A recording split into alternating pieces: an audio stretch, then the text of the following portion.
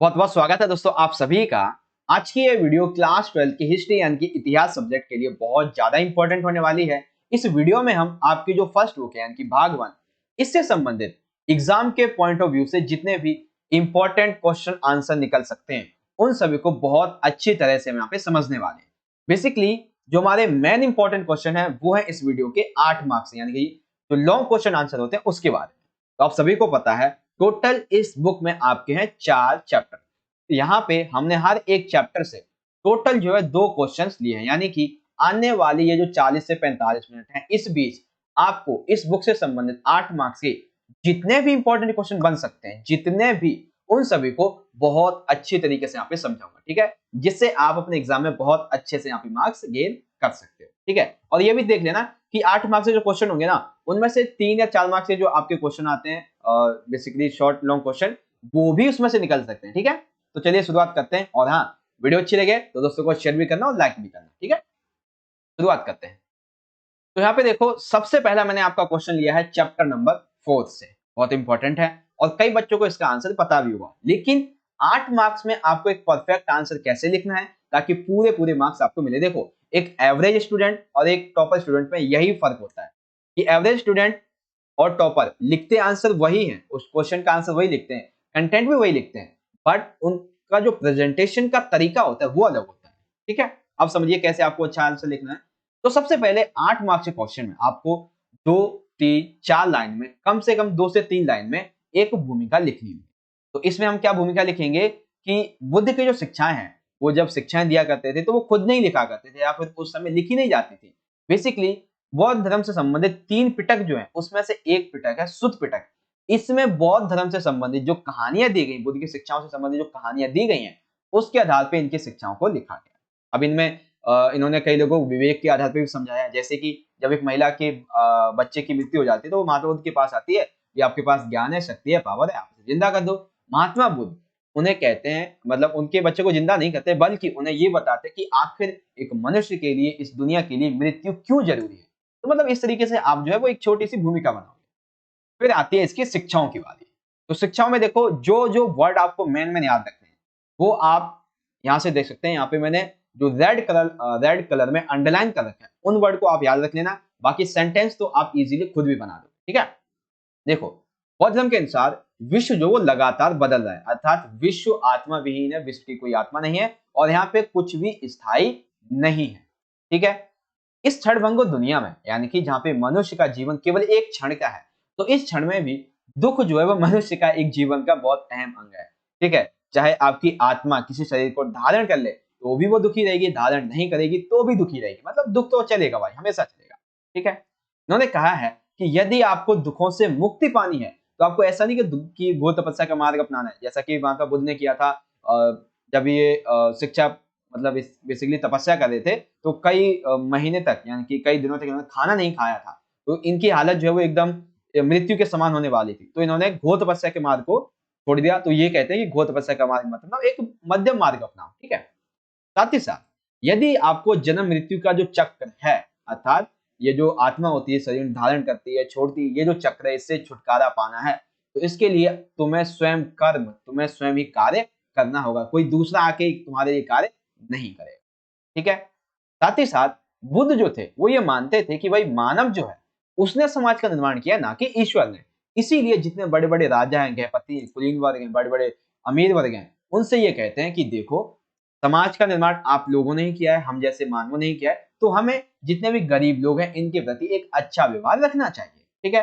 एवं बौद्ध का अपने जो अनुयायी थे उनके लिए एक अंतिम उपदेश था, एक अंतिम निर्देश था कि तुम्हें अपने लिए खुद ही ज्योति बनना होगा, क्योंकि तुम्हें खुद अपनी मुक्ति का रास्ता ढूंढना है, ठीक है, इस तरीके से। तो ये बौद्ध धर्म की है कुछ मुख्य शिक्षाएं। अब जो वर्ड यहाँ पे मैंने आपको रेड कलर में अंडरलाइन किए हैं बस आप इनको याद कर लेना और सिंपल सा आप आंसर भी लिख पाओगे, ठीक है। अब बारी आती है अगली। तो यहाँ पे हम बात करेंगे जैन धर्म की शिक्षाओं की। तो जैन धर्म की शिक्षा के बारे में पहले आपको इसके संस्थापक वगैरह के बारे में पता होना चाहिए। तो देखो सबसे पहले बात करेंगे संस्थापक की।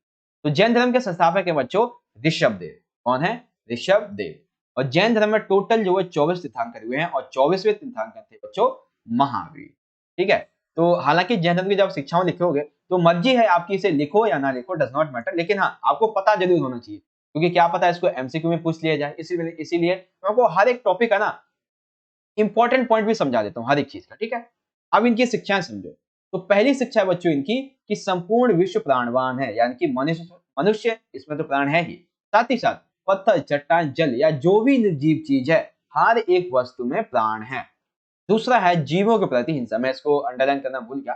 तो जीवों के प्रति अहिंसा, अर्थात इंसान जो है वो इंसानों का ना मारे, इंसान जानवरों को ना मारे, इंसान पेड़ पौधों को ना काटे, उनके प्रति अहिंसा ना रखे, ठीक है ना। इस तरीके से ये चीजें हैं।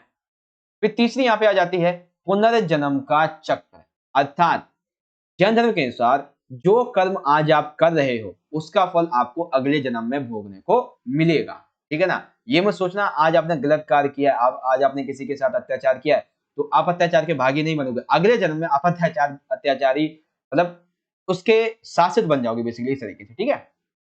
फिर है चौथा विहारों में निवास करना, अर्थात यदि कर्म के चक्र से मुक्ति पानी है तो आपको त्याग करना होगा, आपको घोर तपस्या करनी पड़ेगी। साथ ही साथ आपको संसार से त्याग के बाद मुक्ति के लिए, अर्थात आपने संसार का त्याग का मतलब क्या है, घर परिवार दोस्त रिश्ते नाते इन सभी को त्याग करने के बाद विहारों में निवास करना एक अनिवार्य नियम बना दिया, यदि आप इस कर्म के चक्र से मुक्ति पाना चाहते हैं, ठीक है ना। तो ये है जैन धर्म की कुछ मुख्य शिक्षाओं के बारे में, सिंपल सिंपल सा।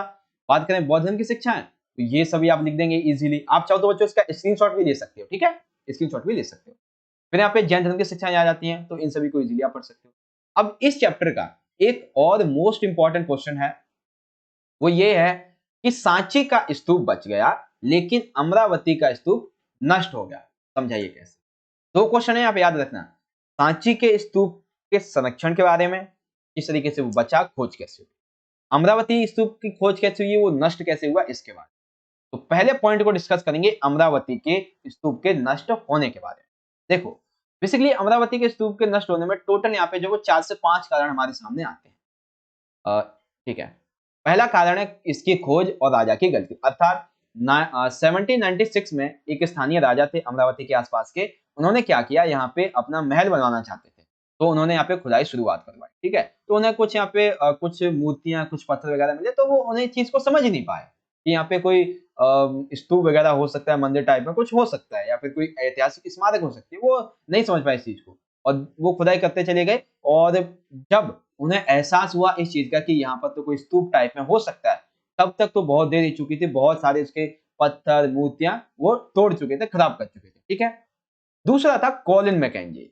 तो कॉलिन मैकेंजी तो जो था वो बेसिकली कुछ टाइम के बाद, यानी कि हम कह सकते हैं कि 1800 के बाद में, ठीक है, यहाँ पे इस एरिया पे जाता है, यहाँ का निरीक्षण करता है, यात्रा करता है, तो इसने यहाँ का एक ऐसा ब्यौरा, एक अपनी रिपोर्ट तैयार की थी, ठीक है।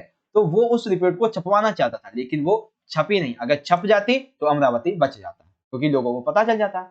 फिर है 1854 में गुंटूर यानी कि वर्तमान का जो आंध्र प्रदेश है, यहाँ के कमिश्नर अमरावती की यात्रा करते हैं और यहाँ से कई मूर्तियां कई पत्थर अपने साथ मद्रास ले जाते हैं। यानी कि पहले क्या हुआ कि पहले तो नष्ट ही हो गई, रिपोर्ट बनी छपी नहीं, मूर्तियां पत्थर मद्रास चली गई। साथ ही साथ फिर 1850 के दशक में कई जो अंग्रेज अधिकारी थे या फिर अन्य अधिकारी अमरावती की यात्रा करते और यहाँ से कुछ ना कुछ मूर्तियां पत्थर यहाँ से उठा के ले जाते, ठीक है। अब जैसे कि कुछ जो है वो मूर्तियां कोलकाता में गई एशियोटिक सोसाइटी ऑफ बंगाल में, कुछ जो है वो मद्रास पहुंची इस तरीके से।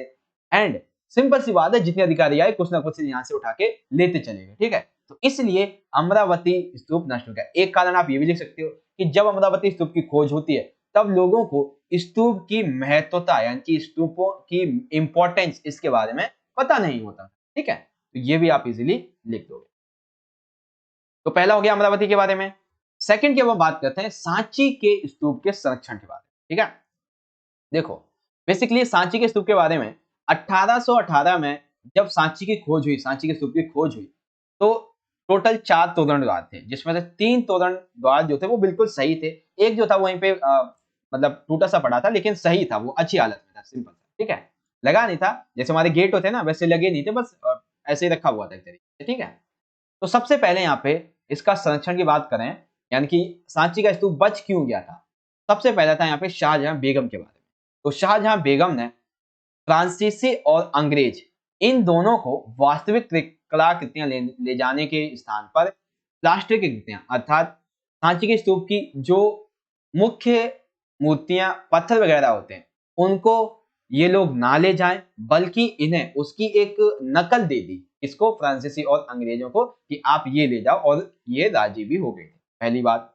दूसरी कि स्तूप की टूटी फूटी संरचना के लिए, उसकी मरम्मत करने के लिए, उसके रख रखाव करने के लिए क्या क्या संरचना की मरम्मत और उसके रख रखाव के लिए इन्होंने अनुदान दिया, यानी कि धन एकत्र करवाया था, धन दान दिया बेसिक। ठीक है। फिर तीसरे लेवल पे आ जाती है सुल्तान जहां बेगम।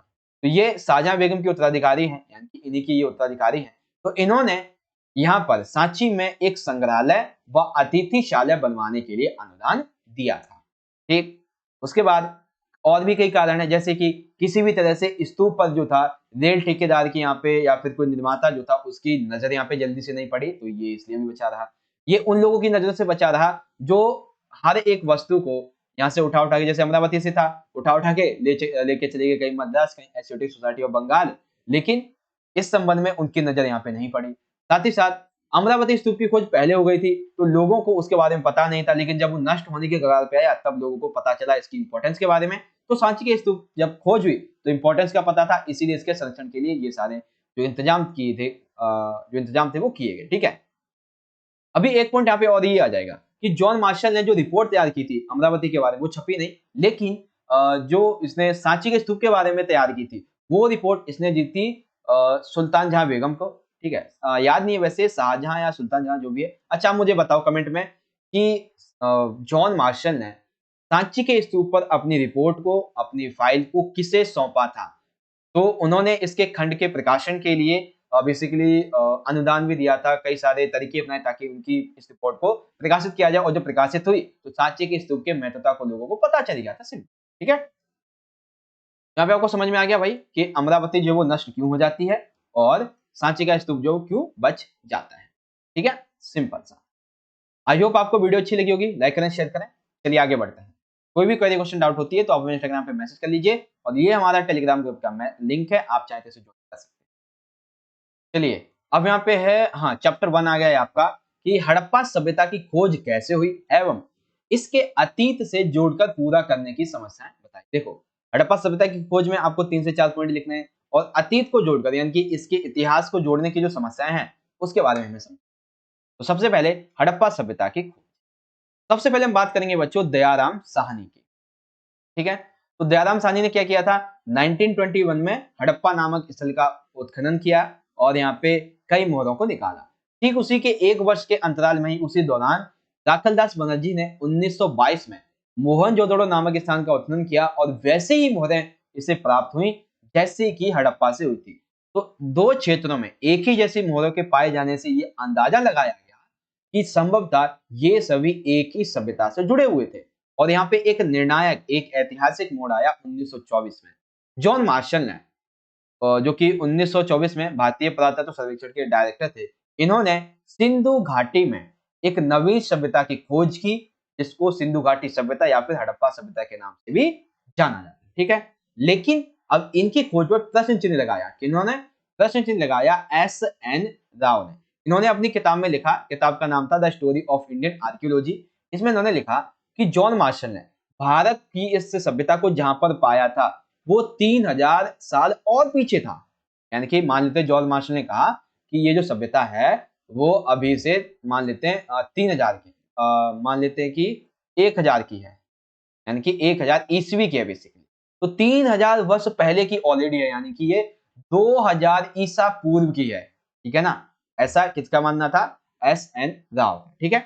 तो हड़प्पा सभ्यता की खोज के बारे में बस ज्यादा आपको कोई ऐसा नहीं कि बड़ी बड़ी चीजें याद रखनी है, बस ये छोटे छोटे पॉइंट याद रख लेना, बस सिंपल सा। ठीक है। ये चीज हो गई। अब इसके बाद में इसके इतिहास के निर्माण में कई सारी समस्याएं आ जाती हैं। तो देखो, सबसे बड़ी समस्या जो है वो ये है कि हड़प्पा जो लिपि है इसे आज तक नहीं पढ़ा गया है, क्योंकि इसमें जितने भी तकरीबन 375 से 400 वर्ड्स हैं, ठीक है, वर्णमालाएं हैं, जिसमें स्वर, व्यंजन, अक्षर, बहुत सारी चीजें ये आ जाती हैं। तो इस सभ्यता की लिपि को आज तक पढ़ा नहीं जा चुका है। इसीलिए हम इसके इतिहास के निर्माण के लिए क्या करते हैं, पुरावस्तुओं का उपयोग करते हैं, जैसे कि मिट्टी के बर्तन के औजार, ठीक है, और आभूषण, धातु, मृदभांड, पत्थर, ये सभी और जितने भी अवशेष वगैरह मिलते हैं इन सभी का हम लोग उपयोग करते हैं। अब देखो कि खोजों का वर्गीकरण अर्थात ये जो समस्याएं होती हैं इसको इस तरीके से समझाया जाता है कि जो भी वस्तु मिलती है उसका वर्गीकरण कैसे किया, ठीक है। पहले वर्गीकरण का यहाँ पे सिद्धांत था सामान्य सिद्धांत, अर्थात ये देखा जाता था कि वो जो वस्तु है क्या वो कोई पत्थर है, क्या वो कोई मिट्टी की धातु है या फिर हाथी धातु जो कि हमें हड़प्पा सभ्यता से मिली है, तो उस वस्तु का खोज का वर्गीकरण ऐसे करते थे। फिर था संदर्भ का परीक्षण, अर्थात वो वस्तु आपको कहाँ से मिली है, जैसे कि वो घर से मिली है तो घर के उपयोग के लिए होगी, नाले में मिली है, कब्र में मिली है या फिर भट्टी में मिली है। फिर है उपयोगिता के आधार पे, अर्थात कोई वस्तु का उपयोग क्या है, क्या वो कोई औजार है, कोई आभूषण है या कोई दोनों है या फिर कोई अनुष्ठानिक महत्व का है। फिर आधुनिक समय से तुलना करना, अर्थात पुरावस्तु की उपयोगिता को समझकर मतलब कि जो हड़प्पा सभ्यता से वस्तुएं प्राप्त हुई हम उसको वर्तमान से तुलना करते हैं कि वर्तमान में किस तरीके से इसका उपयोग किया जा सकता है, तो उसी को हम हड़प्पा सभ्यता के बारे में समझ लेते थे, ठीक है। कुछ हड़प्पा स्थल से हमें कपास के जो कपड़े होते हैं, सॉरी कपास के जो टुकड़े होते हैं वो देखने को मिले, लेकिन इससे संबंधित कपड़े बनते थे, पहनावा था, किस लिए उपयोग होता था, इसके बारे में हमें पता नहीं चलता, ठीक है। इस तरीके से आपको ये सारी चीजें समझ में आ जाएंगी इजीली, ठीक है। तो आई होप आप समझ गए होंगे कि अतीत को जोड़कर पूरा करने में क्या समस्या आती है। सबसे पहले तो लिपि को पढ़ा नहीं गया है, इसीलिए हम अन्य सूत्रों का सहारा लेते हैं। खोजों का वर्गीकरण करना पड़ता है। सामान्य सिद्धांत अर्थात वस्तु का संबंध किससे है, वस्तु में कहाँ से मिली है, वस्तु की उपयोगिता क्या है, इसके आधुनिक समय में क्या किस चीज से इसकी तुलना कर सकते हैं, ठीक है। तो ऐसे ऐसे छोटे छोटे पॉइंट को आप इजीली यहाँ से समझ सकते हो, ठीक है बच्चों। आपको समझ में आ गया हड़प्पा सभ्यता की खोज कैसे होती है और अतीत को पूरा करने की समस्या क्या होती है। जिन बच्चों को भी समझ में आ चुका हो सभी बच्चे एक बार मुझे कमेंट में बताएंगे, लाइव चैट में बताएंगे कि यस सर आप जो समझा रहे हैं वो अच्छे से समझ में आ रहा है, ठीक है। लॉन्ग क्वेश्चन है तो आपको बड़े ध्यान से हर एक क्वेश्चन को समझना पड़ेगा, ठीक है।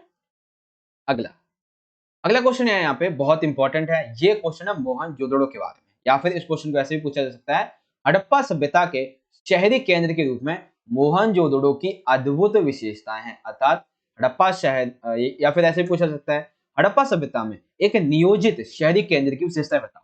तो नियोजित शहरी केंद्र है बच्चों मोहनजोदड़ो, इसी की विशेषताएं बताएंगे। शुरुआत करेंगे एक छोटी सी भूमिका। हड़प्पा सभ्यता में एक नियोजित शहरी केंद्र मोहनजोदड़ो था जिसकी खोज राखलदास बनर्जी के द्वारा 1922 में की गई, जो कि इस सभ्यता का सबसे बड़ा स्थल भी रहा है। पहली विशेषता यहाँ पे आएगी बच्चों इसकी कि मोहनजोदड़ो की जो गलियां हैं, जो सड़कें हैं, इसकी विशेषताओं के बारे में। अब इस संबंध में एक यहाँ पे हम बात करते हैं कि जल निकास प्रणाली आ जाती है, ठीक है। सड़कों गलियों के बारे में जल निकास की प्रणाली आ जाती है। देखो सड़कों तथा गलियों को लगभग एक ग्रिड पद्धति में बनाया गया था, यानी कि ऐसी पद्धति जिसमें एक दूसरे पर यह समकोण पर काटती थी, नालियां सड़कें आपस में एक दूसरे को समकोण पर काटती थी, ठीक है। ऐसा प्रतीत होता था कि पहले नालियों का निर्माण किया गया होगा और फिर नालियों के साथ गलियों को बनाया गया होगा और उनके अगल बगल आवास करना, अर्थात मान लेते हैं पहले जो है वो इस तरीके की यहाँ पे जो है वो नालियां बनाई गई होंगी, फिर यहाँ पे आसपास में इस सड़क को बना दिया गया होगा और फिर इस तरीके से यहाँ पे जो है वो घरों का निर्माण किया गया होगा, ठीक है। सिंपल सा ये। दूसरा यहाँ पे इसकी जो विशेषता आती है वो है गृह स्थापत्य कला शैली के बाद, अर्थात यहाँ पे जो घर हुआ करते थे इसकी विशेषताएं आती हैं।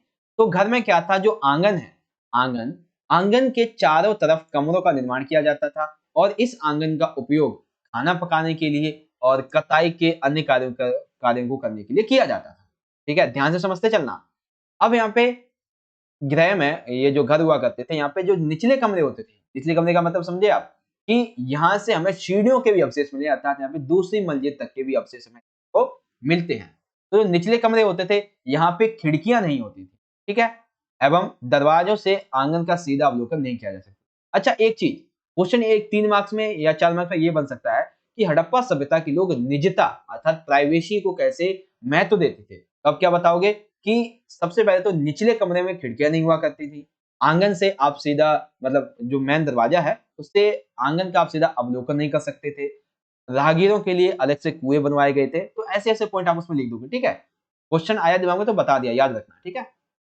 उसके बाद कई आवासों में कुएं देखने को मिले हैं जो कि ऐसे कक्ष में बनाए गए थे बेसिकली जहां पर बाहर से आया जा सकता था एवं उनका उपयोग, ऐसे कुओं का उपयोग राहगीर के द्वारा भी किया जा सकता था, ठीक है। तो कुछ घरों में दूसरे तल तक, ये तो अभी हमने देख ही लिया है। तो गृह स्थापत्य कला शैली आप समझ गए। आंगन, आंगन के चारों तरफ कमरों का निर्माण, निचले कमरे में खिड़कियां नहीं होना, कुओं का होना, रागीरों का उपयोग और सीढ़ियों के अवशेष का मिलना। अब मोहनजोदड़ो के बारे में एक इंपॉर्टेंट पॉइंट आ जाएगा। हो सकता है कि केवल इसी पॉइंट को 8 मार्क में आपसे पूछ लिया जाए। ठीक है, देखो स्नानागार की विशेषता है। सबसे पहली विशेषता ये है कि आंगन में बना एक ये आयताकार जलाशय हुआ करता था, अर्थात स्नानागार क्या था, तो आंगन में बना एक आयताकार जलाशय था जो कि एक गलियारे से घिरा हुआ था। सिंपल से याद रख लो, आयताकार जलाशय था। ठीक है, इस जलाशय के तल तक जाने के लिए इसको उत्तर और दक्षिणी भाग में दो दो सीढ़ियां हुआ करती थी। ठीक है, जलाशय के जो किनारे होते हैं, आपने स्विमिंग पूल टाइप में देखा होगा, तो इसको ईंटों को जमाकर तथा जिप्सम के गारे से जलबद्ध किया गया था, अर्थात पानी बाहर ना जाए जलाशय से, इसके लिए। ठीक है, यहाँ पे इसके 3 ओर कक्ष बने हुए थे। जलाशय जो था, ठीक है ना, ये जलाशय, इसके 3 ओर इस तरीके से कक्ष बने हुए थे जहाँ पे बड़े बड़े कुएं थे। ठीक है, अब ये जलाशय का जो पानी था वो एक बड़े से नाले में पहुंच जाया करता था। ठीक है, अब जलाशय के उत्तरी ओर, यानी कि जलाशय का ये जो आपने देखा था, ये नॉर्थ साइड जो है ना, ये वाला एरिया, तो यहाँ पर एक छोटी संरचना थी जहाँ पे ऐसे ही और छोटे छोटे जलाशय थे, जैसे कि चार चार जलाशय हुआ। ठीक है, और ऐसा माना जाता था कि इसका उपयोग संभवतः किसी बड़े विशेष अनुष्ठान स्नान के लिए किया जाता हो। ठीक है, तो ये कुछ पॉइंट है मोहनजोदड़ो के शहरी केंद्र के बारे में, याद रखेंगे आप सभी। तो आप सभी देख लीजिए कौन कौन से पॉइंट देखेंगे। सबसे पहले सड़कों और गलियों की विशेषताओं के बारे में आप बताएंगे इसमें। सेकंड पॉइंट में आप लिखोगे गृह स्थापत्य कला शैली कैसी थी, घरों का निर्माण कैसे था, और इसमें आप स्नानागार की जो विशेषता है उसको भी ऐड कर दोगे। ठीक है, तो अभी तक हमारे 22 मिनट हुए हैं और इन 22 मिनट के अंदर हमने 2 चैप्टर के इंपॉर्टेंट क्वेश्चन कंप्लीट कर लिए। ठीक है, वीडियो अच्छी लगे तो लाइक शेयर जरूर करें। अगला जो हमारे यहाँ पे चैप्टर आ जाता है, चैप्टर नंबर 2। यहाँ पे क्वेश्चन है महाजनपद की प्रमुख विशेषताएं बताइए तथा मगध के ज्यादा शक्तिशाली होने के कारण लिखो। ठीक है, महाजनपद हुआ करते हैं, इनकी आपको विशेषताएं बतानी है, जैसे कि शासन, राजधानी, किए जाने वाले कार्य और मगध शक्तिशाली होने के कारण। देखिए, सबसे पहले महाजनपद पर हम शासन के बारे में बात करें। बेसिकली देखो, अधिकतर जितने भी महाजनपद हुआ करते थे, इस पर एक राजा का शासन होता था। आपको पता है तकरीबन 16 महाजनपद थे। ठीक है, उनमें से मोस्टली जो है वो महाजनपदों पर राजा का, एक पर्टिकुलर किंग का, अंपायर किंग का शासन हुआ करता था। लेकिन कुछ क्षेत्र ऐसे थे जहां पर, जो कि बेसिकली गढ़ या संघ के नाम से प्रसिद्ध थे, वहां पर एक लोगों का समूह शासन किया करता था, और जो समूह शासन करता था वो उस एरिया का हर एक राजा ही, मतलब वो सभी राजा हुआ करते थे। ठीक है, मान लेते हैं आप एक टाइम के लिए कुरु है, एक टाइम के लिए मान लेते हैं पंचाल है, तो इसके कई ऐसे ऐसे छोटे छोटे क्षेत्र हैं जहां पर लोग एक खुद शासन करते हैं। ठीक है, किसी एक पर्टिकुलर क्षेत्र पे, तो वो उस क्षेत्र के राजा कहलाते थे। जैसे कि भगवान महावीर हो गए, भगवान बुद्ध हो गए, तो ये अपने क्षेत्र पे एक तरीके से शासन करते थे। ठीक है, उसके बाद पहले तो ये हो गया शासन के बारे में। दूसरा बच्चों, राजधानी। तो प्रत्येक महाजनपद की राजधानी हुआ करती थी और इस राजधानी को क्लेबंद किया जाता था ताकि कोई भी सेना, कोई भी भारी आक्रमण जो है वो आसानी से ना किया जा सके। अब इस किलेबंदी की सुरक्षा के लिए, इसके रख रखाव के लिए कई सारे सैनिक और नौकरशाह को नियुक्त किया जाता था, उसके लिए पैसों की आवश्यकता होती थी। ठीक है, दूसरा पॉइंट। तीसरा लिखोगे महाजनपद में भाई कौन कौन से कार्य होते थे। तो महाजनपद में सबसे पहले बात करेंगे शासकों का, कि जो राजा हुआ करते थे, राजा किसान, व्यापारी और जो अन्य शिल्पकार होते थे, इनसे भेंटों को वसूलते थे। ठीक है, साथ ही साथ कई बार क्या होता था कि किसी राजा के पास में अगर पैसे कम पड़ गए, ठीक है, धन कम पड़ गया, वो गरीबी में जा रहे हैं, तो वो क्या करते थे, संपत्ति जुटाने के लिए अपने पड़ोसी राज्य पे हमला कर देते थे और उसको लूट लिया करते थे। उसका जितना भी धन वगैरह होता था उसे अपने पास ले आते थे। ठीक है, लेकिन धीरे धीरे ये जो आक्रमण करने की प्रतिक्रिया थी, इसमें कमी आई, क्योंकि लोगों ने, सॉरी, जो राजा हुआ करते थे महाजनपदों के, इन्होंने अपनी सेनाएं, अपनी खुद की सेनाएं जो वो तैयार कर ली, और अब ये जो संपत्ति जुटाने का तरीका था ये थोड़ा सा धीमा पड़ गया। ठीक है, क्योंकि सभी को पता है सेना जाएगी, उनके पास भी सेना है, मार के भगा देगी एकदम से। ठीक है, तो ये छोटे छोटे पॉइंट महाजनपदों पर शासन और महाजनपदों की राजधानी और महाजनपदों पर किए जाने वाले कार्य। ठीक है, अगला क्वेश्चन आता है बच्चों मगध की विशेषताओं के बारे में। ठीक है, ध्यान से समझेंगे। तो प्रारंभ में राजगाह, ये राजाओं का घर हुआ करता था, अर्थात प्रारंभ में राजगाह मगध की राजधानी हुआ करती थी, और राजगाह को पहले हम क्या कहते हैं, राजाओं का घर, और आज वर्तमान में इसको क्या कहते हैं, बिहार। ठीक है, तो विशेषता कुछ इस तरीके की है। सबसे पहले ये प्राकृतिक रूप से सुरक्षित है, क्योंकि इस मगध महाजनपद के आसपास कई पहाड़ियां हैं जो कि प्राकृतिक रूप से इसकी रक्षा करती है, क्योंकि कोई भी सेना पहाड़ी से चढ़कर कहीं किसी भी राज्य पर आसानी से हमला नहीं कर सकती। ठीक है। दूसरी है उपजाऊ भूमि।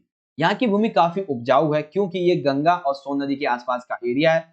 ठीक है, तो यहाँ पे भूमि उपजाऊ है, सिंचाई भी आसानी से की जा सकती है, इसीलिए यहाँ पे एक की जगह 2 से 3 फसलों को उगाया जाता था और व्यापार में वृद्धि होती थी, लोग ज्यादा अमीर होते थे। सिंपल है। फिर है जंगल में हाथी पाए जाते थे, यानी कि आपको सेना के लिए उपयोग में लाए जाने वाले जो हाथी वो जंगल में पाए जाते हैं, वो फ्री में। तो सिंपल सी बात है भाई, सेना में एक तो सेना मजबूत होगी और बिना पैसों के हाथी मिल रहे हैं तो इस अर्थव्यवस्था और मजबूत होगी। फिर है नदी परिवहन, अर्थात गंगा और उसकी जो उपनदियां हैं ये सभी नदी परिवहन के लिए उत्तरदायी थी, बहुत ही ज्यादा इनका उपयोग होता था। ठीक है। योग्य शासक, अर्थात मगध के राजा जो थे बहुत ही ज्यादा योग्य थे, बहुत ही ज्यादा महत्वाकांक्षी शासक थे, जिन्होंने मगध का विस्तार बहुत ही मजबूत और विस्तार किया। ठीक है, जिसमें बिंबिसार, अजातशत्रु ये सभी शामिल हो जाते हैं। फिर आता है लोहे का उपयोग। तो वर्तमान में जो खदानें आधुनिक के झारखंड में, ये उस समय भी हुआ करती थी, जिसका उपयोग संभवतः इन लोहे की खदानों का उपयोग बेसिकली नए नए सामरिक हथियारों को बनाने के लिए किया जाता होगा, औजारों को बनाने के लिए किया जाता होगा। ठीक है, तो मगध की ये कुछ कुछ विशेषताएं हैं। ठीक है, चलिए आगे बढ़ते हैं। अच्छा, एक बार दोबारा देख लेना आप। हाँ, देख लो। महाजनपदों पर शासन, यानी कि ये विशेषताएं, शासन, राजधानी, कार्य। फिर मगध की विशेषताएं, ये सभी आती हैं। इस चैप्टर का अगला क्वेश्चन यहाँ पे आ जाता है बच्चों, बहुत इंपॉर्टेंट है, आपको बड़े ध्यान से समझना। देखो, हड़प्पा सभ्यता के 1500 वर्षों के बाद, जब हड़प्पा सभ्यता का अंत हो जाता है, उसके 15 वर्षों के बाद एक लंबे अंतराल में उपमहाद्वीप के विभिन्न भागों में कई प्रकार के विकास होते हैं। अर्थात हड़प्पा सभ्यता का अंत हो गया, अब इसके 1500, ठीक है, 15,000 बोल दिया था अभी मैंने, सॉरी, 1500 यानी कि 1500, इन साल के बाद या इनके दौरान बेसिकली कैसे कैसे परिवर्तन देखने को मिलते हैं। तो इस संबंध में हमें उन विकासों को समझाना है। फिर हमें यहाँ पे समझाना है 6ठी शताब्दी ईसा पूर्व के काल में कृषि उपज बढ़ाने के जो तरीके हैं इसके बारे में ध्यान से समझेंगे। देखो क्या क्या आए। अच्छा, यहाँ पे मैंने शायद अंडरलाइन नहीं किया है, एक मिनट रुको, मैं अंडरलाइन कर लेता हूँ, ठीक है। हाँ, अब ठीक है। देखो, सबसे पहले यहाँ पे क्या हुआ कि सिंधु नदी और इसकी जो उपनदियां थी, इसके किनारे रहने वाले लोगों ने ऋग्वेद का लेखन शुरू कर दिया। ठीक है, हड़प्पा सभ्यता के 1500 वर्षों के बाद। उत्तर भारत, दक्कन के पठार और कर्नाटक, इनकी भारतीय उपमहाद्वीप के ऐसे कई क्षेत्र थे जहां पर कृषक बस्तियां अस्तित्व में आने लगी। यानी कृषि के लेवल पर जो बस्तियां बसाई जाती है उसके अनुसार ऐसी बस्तियां अस्तित्व में आई जो हड़प्पा सभ्यता के दौरान नहीं थी। ठीक है, अब यहाँ पर चरावाहों की वस्तुओं के प्रमाण भी मिलने लगे, अर्थात ऐसी बस्तियां जो चरावाहों, अर्थात ऐसे लोग जो अपनी भेड़ बकरियों के साथ में एक स्थान से दूसरे स्थान पर चारे की तलाश में घूमते रहते थे, ऐसी बस्तियों के बारे में हमें देखने को मिलता है। ईसा पूर्व पहली शताब्दी के दौरान, मतलब दौरान या मध्य कह लो, शवों के अंतिम संस्कार के कई नए तरीके आए। आपको पता है हड़प्पा सभ्यता के लोग क्या करते थे, ये अपने शवों को दफनाया करते थे, ठीक है, एक लेप लगा के। लेकिन अब जो है, अब ये लोग दफनाते भी हैं, जलाते भी हैं और भी कई सारे तरीके निकालते हैं। ठीक है, अब यहाँ पे एक और देखो, ये क्वेश्चन है ना 6ठी शताब्दी ईसा पूर्व वाला, ये 3 मार्क्स में 4 मार्क्स में अलग से पूछा जा सकता है, लेकिन आपको इसमें भी लिखना है, तो ध्यान से पढ़ेंगे। 6ठी शताब्दी ईसा पूर्व का काल महत्वपूर्ण क्यों है? तो संस्कृत में सबसे पहले तो ब्राह्मणों ने धर्मशास्त्र नामक ग्रंथों की रचना की थी। आरंभिक राज्य और जो नगर थे, इनका उदय देखने को मिलता है महाजनपद के बारे में। ठीक है, लोहे का अधिकतर उपयोग इसी टाइम पे देखा गया, इसका विकास भी इसी टाइम पे देखा गया है, एवं सिक्कों का विकास भी अधिकतर इसी पीरियड में देखा गया था। बौद्ध धर्म, जैन धर्म, ऐसे कई दार्शनिक थे जो कि भारत के अलावा एवं अन्य कई देशों में अन्य जो धर्म के लोग थे वो भी विकसित हो रहे थे। ठीक है, तो ये आप बताओगे कि जब हड़प्पा सभ्यता के 1500 वर्ष बीत जाते उसके बाद कौन कौन से परिवर्तन आते? ऋग्वेद का लेखन, कृषक बस्तियां अस्तित्व में आना, चरावाही वस्तुओं के प्रमाण, अंतिम संस्कार के नए नए तरीके और 6ठी शताब्दी ईसा पूर्व का काल महत्वपूर्ण क्यों है, इसके बाद। क्या, एक सेकेंड, यहाँ पे हमारा एक पॉइंट गायब हो गया है। हाँ, कृषि उपज बढ़ाने के तरीके, आइए समझते हैं। तो सबसे पहला तरीका है बच्चों यहाँ पे हल का प्रचलन, क्योंकि गंगा और कावेरी नदी के आसपास ये जितने भी क्षेत्र थे वो नए आए थे, यानी कि नए बेसिकली विकसित हो रहे। तो ऐसे क्षेत्र, यहाँ पे वर्षा भी अच्छी होती थी, नदी भी है तो सिंचाई भी अच्छे से हो जाती थी, इसीलिए यहाँ पे लोहे की फॉल लगी हुई, यानी कि लोहे की नोक वाले जो बेसिकली हल होते थे, उनके उपयोग से जमीन को गहरा खोदा जा सकता था, जिससे उपजाऊपन क्षमता और ज्यादा बढ़ जाती थी। इसलिए कृषि उपज बढ़ी, कई अन्य फसलों को उगाया जाना शुरू हुआ और संकट समाप्त हो गया। कौन सा? खाद्यान्न संकट। ठीक है। नई फसलों की खेती अर्थात जब भूमि उपजाऊ हो जाएगी, ठीक है, तो आपको पता है कि जो फसल आपकी भूमि उपजाऊ ना होने की वजह से 5 महीने 6 महीने में बनती है, उपजाऊपन की वजह से वो 3 से 4 महीने में बन जा रही है, तो आप 2 की जगह 3 फसलें उगाओगे। तो वही यहाँ पे शुरू हुआ, व्यापार अच्छे से होने लगा। सिंचाई का विकास, अभिलेख अध्ययन से ये पता चलता है कि बड़े-बड़े जो किसान थे, जमींदार थे, इन्होंने सिंचाई के लिए व्यक्तिगत जलाशय बनाए हुए थे और कई लोगों ने तो नदियों से छोटी-छोटी नहरों को निकाला हुआ था और कुओं का निर्माण भी करवा रखा था। ठीक है? तो इस तरह से आप इन पॉइंट को लिखते हैं। तो छठी शताब्दी ईसा पूर्व काल के दौरान कृषि उपज बढ़ाने के तरीके क्या थे? आपको ये समझ में आ गया होगा इजीली कि सबसे पहले तो कौन-कौन से परिवर्तन आते हैं हड़प्पा सभ्यता के 1500 वर्षों के बाद और कृषि उपज बढ़ाने के तरीके कौन-कौन से? मतलब छठी शताब्दी ईसा पूर्व के दौरान। अब इस चैप्टर का ना एक इंपॉर्टेंट क्वेश्चन है, जो कि इसीलिए मैंने वीडियो को रोक के इसको ऐड किया है अभी-अभी जस्ट। मौर्य साम्राज्य के बारे में जानकारी प्राप्त करने के मुख्य स्रोत क्या है? तथा मेगास्थनीज के अनुसार मौर्य साम्राज्य के प्रशासन का वर्णन करो। तो देखो, जानकारी प्राप्त करने के स्रोत क्या है? सबसे पहला है बच्चों मूर्ति कला एवं सिक्के। मौर्य काल के प्राचीन भवन, यानी कि मौर्य काल से संबंधित जितने भी प्राचीन भवन हैं, जितने भी स्तूप हैं, जितने भी मृदभांड हैं और जो आगत सिक्के हैं, स्पेशली सोने के सिक्के, ये सभी इसी टाइम पे ढलवाए गए थे। तो इन सभी के बारे में जानकारी प्राप्त करने के लिए हमें मूर्तिकला एवं सिक्कों से पढ़ना चाहिए, यानी कि उन्हीं से हमें समझ में आता है। ठीक है। अधिकतर मूर्तिकला का विकास भी इसी दौरान हुआ था, जो कि हमें उस समय के दौरान उनकी प्रशासकीय, सामाजिक, राजनीतिक स्थिति को दर्शाते हैं। ठीक है। दूसरा है साहित्यिक स्रोत। चंद्रगुप्त के मुख्यमंत्री जिनका नाम था कौटिल्य या फिर आप इसे चाणक्य भी कह सकते हो, तो इन्होंने अर्थशास्त्र की यहाँ पे रचना की थी, जिससे मौर्य साम्राज्य के अर्थव्यवस्था और सामाजिक स्थिति के बारे में समझते हैं। एक यूनानी यात्री आए थे चंद्रगुप्त के दरबार में, जिनका नाम था मेगास्थनीज। इनके द्वारा एक किताब लिखी गई थी इंडिका, जिसके माध्यम से हम इसकी प्रशासन के बारे में जानते हैं। बौद्ध ग्रंथ, जैन ग्रंथ एवं कई ऐसे पौराणिक ग्रंथ हो गए, ब्राह्मण ग्रंथ हो गए, धर्मशास्त्र हो गए, इनके माध्यम से भी हम मौर्य साम्राज्य के बारे में जानकारी प्राप्त कर सकते हैं। ठीक है। तो आप इन ग्रंथों को भी अलग अलग पॉइंट में भी डाल सकते हो, एक से दो पॉइंट में। ठीक है। फिर आता है अभिलेख।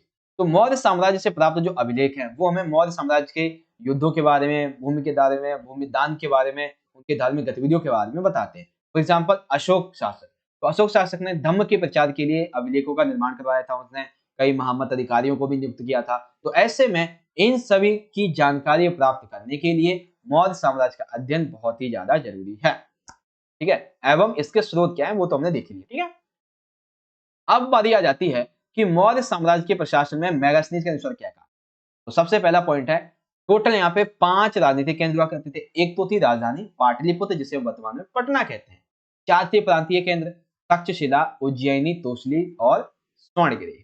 ठीक है।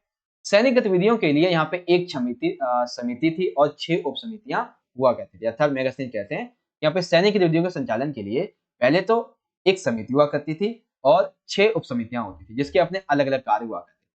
पहली जो उप समिति थी, इसका कार्य होता था नौसेना जो है इसका संचालन किया जाए।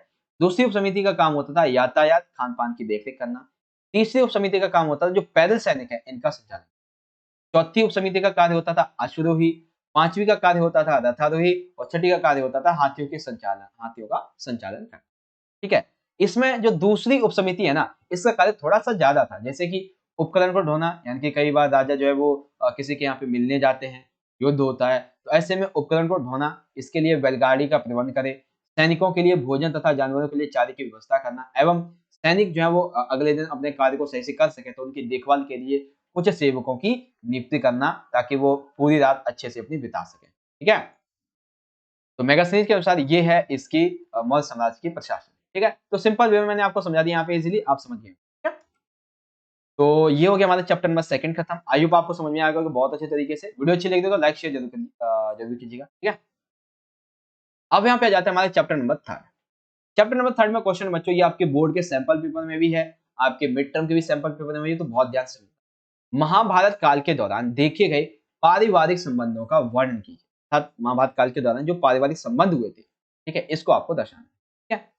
शुरुआत करेंगे। सबसे पहले तो आपको ना यहाँ पे महाभारत के बारे में कुछ 1-2 लाइन लिख देनी है, इसकी भूमिका के बारे में, फिर आपको आंसर स्टार्ट करना है। पहले आंसर को यहाँ पे स्टार्ट करते हैं। सबसे पहले यहाँ पे बात आ जाती है बच्चों परिवार की। तो परिवार के बारे में आप 2 पॉइंट लिखोगे।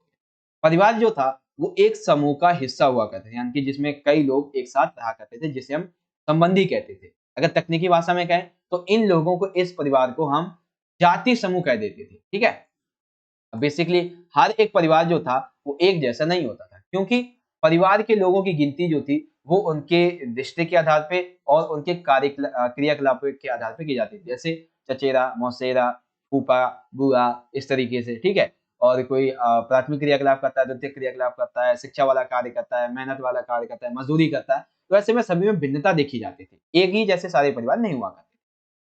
तीसरा आ जाएगा बच्चों पितृवंशिकता। पितृवंशिकता का मतलब क्या है? वह परंपरा, वह परंपरा जो आपके परदादा से, फिर दादा, फिर आपके पिता, फिर आपसे, फिर आपके बेटे के बेटे, यहाँ से चलती रहेगी, उसको कहते हैं पितृवंशिकता। ठीक है, इसी तरीके से महाभारत के संबंध में ये कहा गया है कि महाभारत जो है वो बांधवों के दो दलों, कौन कौन से? कौरव और पांडव, इसके बीच की जो भूमि को लेकर, सत्ता को लेकर जो बेसिकली यहाँ पे संघर्ष था, उसके बारे में यहाँ पे दर्शाया गया है, जिसमें पारिवारिक संबंधों का बहुत ही अच्छा चित्रण है। आप इन कौरव पांडवों के बारे में जो लड़ाई वगैरह होती है किस लिए होती है, उसके बारे में 1-2 पॉइंट लिख सकते हो। ठीक है, अब यहाँ पे ये देखा गया कि यदि मान लेते हैं कि पितृवंशिकता है, चलो ठीक है, यहाँ पे किस पर आधारित है? ये आधारित किस पर होती है कि बेटे जो आपके पिता है उसका राज्य आपको मिलेगा, आपका राज्य आपके बेटे को मिलेगा। लेकिन कई बार यदि आपका बेटा ही नहीं है तो उस ऐसे बेसिकली इस स्थिति में आपका जो दूसरा भाई होगा, वो चाहे छोटा हो चाहे बड़ा हो, वो इसका उत्तराधिकारी बन जाएगा। ठीक है, कभी कभी तो अगर आपका भाई भी नहीं है तो आपके जो अन्य रिश्तेदार हैं, बांधु बांधव हैं, यानी कि चचेरे मौसेरे भाई जो हैं, वो इस पर अपना हक जमा सकते हैं। ठीक है, तो पितृवंशिकता के भी कई आदर्श यहाँ पे देखने को मिलते हैं। फिर यहाँ पे देखो आती है बात मातृवंशिकता। ठीक है, तो मातृवंशिकता क्या होती है? वह परंपरा जैसे पिता की होती है, वैसे ही वह परंपरा जो माँ से जुड़ी हुई होती है। ठीक है, जैसे कि प्रभावती गुप्त, तो ये कई सालों तक इन्होंने सत्ता का वो किया, यानी कि इन्होंने शासन किया। ठीक है, फिर यहाँ पे बात आती है कन्यादान की। कन्यादान अर्थात विवाह के समय कन्या को दान के रूप में वर पक्ष को देना पिता का एक सबसे महत्वपूर्ण कर्तव्य माना जाता है। और आज भी हिंदू धर्म में आप देखना, किसी पिता को पूछना कि आपके लिए सबसे बड़ा कर्तव्य क्या है, तो वो कहेगा बस मैं अपने बेटे के पैर पूज लूं एक तरीके से, है ना? तो यही चीज है। उसके बाद आ जाता है धर्मशास्त्र और धर्मसूत्र में विवाह के टोटल 8 प्रकार बताए गए थे, लेकिन प्रचलित केवल 4 ही थे। कौन कौन से? बहिर्विवाह, अंतःविवाह, बहुपति और बहुपत्नी। अब इन विवाह के नियमों का उल्लंघन भी हुआ करता था, आपने देखा था। ठीक है, फिर ये था गोत्र के नियम के बारे में, अर्थात विवाह के पश्चात स्त्रियां जो है वो अपने पिता के स्थान पर अपने पति का गोत्र यूज करती थी, लेकिन कई जगह पे ऐसा देखा गया कि उन्होंने ऐसा नहीं किया, उन्होंने अपनी माता के गोत्र को ही उपयोग किया। जैसे कि सातवाहन राजा जो थे। ठीक है, अर्थात इससे ये पता चल जाता है कि महाभारत काल के दौरान जिस तरीके की पिता की ज्यादा इंपॉर्टेंस थी, वहीं कहीं ना कुछ क्षेत्र में महिलाओं यानी कि मातृवंशिकता भी रही होगी। ठीक है, इस क्वेश्चन का आंसर आप इजीली ऐसे लिख देंगे, महाभारत काल के दौरान देखे गए पारिवारिक संबंध के वर्णन के बारे में। ठीक है, अगला क्वेश्चन सबसे आखिरी है बच्चों, महाभारत काल के दौरान संसाधनों तक पहुंच के सामाजिक निहितार्थों का वर्णन करें। अर्थात देखो ध्यान से समझना क्या पूछा गया है। महाभारत का जो समय था, इस समय के दौरान आपको संसाधनों तक पहुंच के सामाजिक निहितार्थ अर्थात संसाधन जो थे, इसके आधार पे सामाजिक लेवल पे कैसे बटे हुए थे, तो एक आपको स्त्री के आधार पे बता देना है और एक आपको वर्ण के आधार पे बता। सबसे पहले बात करेंगे पितृवंशिकता। ठीक है, जो कि अभी हमने देख ही लिया था। संपत्ति का अधिकार जो है वो मनुस्मृति के अनुसार ये कहा गया था कि पिता की जब मृत्यु हो जाएगी तो उसकी जायदाद सभी पुत्रों में समान रूप से बांटी जाएगी, लेकिन इस संबंध में जो सबसे बड़ा बेटा रहेगा उसको थोड़ा सा छोटा भाग दे दिया जाएगा। फॉर एग्जाम्पल यहाँ पे मान लेते हैं टोटल जो भाई हैं वो है 4। ठीक है, और इनके पिता जो है वो 100 रुपए छोड़ के गए हैं, तो आइडियली यहाँ पे कितने कितने बटने चाहिए? 25 रुपए। ठीक है, लेकिन यहाँ पर इन जो 3 बंदे रहेंगे उनको तो दे दिए जाएंगे नहीं, यहाँ पे आइडियली हम मान लेते हैं 5 बंदे। ठीक है ना, आइडियली 5 मान लेते हैं। कितने बचने चाहिए? बटने चाहिए 20-20 बटने चाहिए। लेकिन ऐसे में जो 4 बंदे रहेंगे इनको दिए जाएंगे मात्र 20-20 रुपए, 15-15 रुपए। ठीक है ना, 15-15, और जो बाकी का एक रहेगा उसको थोड़ा ज्यादा पैसा दे दिया जाता है। ठीक है ना, यानी कि अधिक हिस्सा मिलता था, बड़ा बेटा ज्यादा, एक तरीके से हम कह सकते हैं ज्यादा संपत्ति का अधिकारी हुआ करता था, सिंपल था, ठीक है। यहाँ पर स्त्री जो थी वो अपने पिता की जायदाद में हिस्सेदारी की मांग नहीं कर सकती, अर्थात पिता की जायदाद में पुत्री का कोई भी हाथ नहीं होता, ठीक है। स्त्री धन, हाँ ये जरूर है कि जो जब स्त्री यानी कि लड़की का विवाह होता था, महिला का विवाह होता था, तो उस समय उसे जो दहेज मिलता था वो उसे अपने पास रख सकती थी, यानी कि उपहार मिलता था वो उसे अपने पास रख सकती थी। लेकिन कई बार ऐसा देखा गया था कि उनके पतियों के द्वारा इनको प्रताड़ित किया जाता था, इनके ऊपर बेवफाई का, इनके ऊपर उनसे दगाबाजी करने का इल्जाम लगाया जाता था और उनके इन उपहारों को छीनकर अपने काम में लगा लिया जाता था, ठीक है। उनके साथ बदसलूकी की जाती थी, ठीक है। कुछ साक्ष्य जैसे कि प्रभावती गुप्त से संबंधित मिले हैं, जिससे ये पता चलता है कि प्रभावती गुप्त संसाधनों पर अधिकार रखती थी। तो कुछ परिवारों में ऐसा हो सकता था, अर्थात प्रभावती गुप्त ये कुछ आर्थिक संसाधनों पर अपने अधिकार रखती थी, लेकिन ये कुछ ही परिवारों तक सीमित था, क्योंकि ये ज्यादा अमीर थी, राजघराने से संबंधित रखती थी। बाकी गरीब लोगों के पास से कहां से संसाधन आएंगे, है ना, ये चीजें थी, ठीक है। फिर यहाँ पे दूसरा आधार आ जाता है वर्ण आधार। वर्ण के आधार पर संपत्ति का अधिकार। तो तीन उच्च वर्ण कौन कौन से, ब्राह्मण, क्षत्रिय और वैश्य, ये सभी जो थे इनके पास अपने अलग अलग कार्य चुनने के यहाँ पे हम कहते हैं कि हाँ संभावनाएं थी, अर्थात अपने अलग अलग कार्य वो चुन सकते थे। जैसे कि जो ब्राह्मण है वो क्या करते थे, यज्ञ करते थे, दान लेते थे, वेद पढ़ते थे, धार्मिक शिक्षा दिया करते थे।